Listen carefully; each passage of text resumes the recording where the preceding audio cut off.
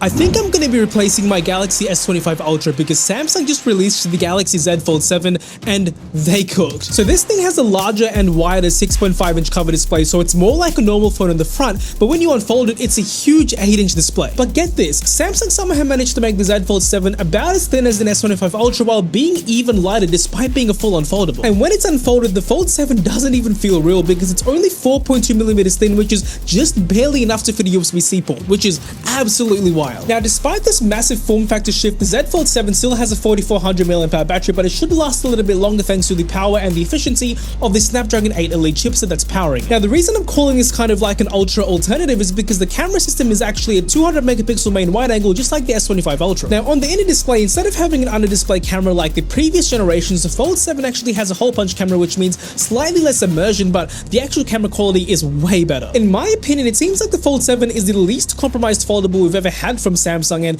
it seems to be a very positive step in the right direction. Now, Samsung definitely didn't just stop there because they also released the Z Flip 7, which a bunch of major changes. Right off the bat, there's a massive 4-inch cover display which basically goes edge to edge and even wraps around the cameras, which is a really nice look. There's just a lot of creature comforts that are unlocked with a larger cover display, and it's 120Hz this time around too, which is definitely a nice upgrade. And the larger 6.9-inch inner display is also slightly wider as well, and it's more similar in form factor to an S25 Plus this time around. But while it's not dramatically different in form factor compared to something like the Fold 7, the Flip 7 is still slightly thinner and lighter compared to last year, and it's also got a larger battery with a 4300 mAh capacity. Look, at the risk of sounding like a huge glazer, I'm just gonna say it right now. Samsung didn't just make good foldables, they made good damn phones, because these are just really good flagship phones that happen to fold and fit in a much more compact, much more useful form factor than ever before.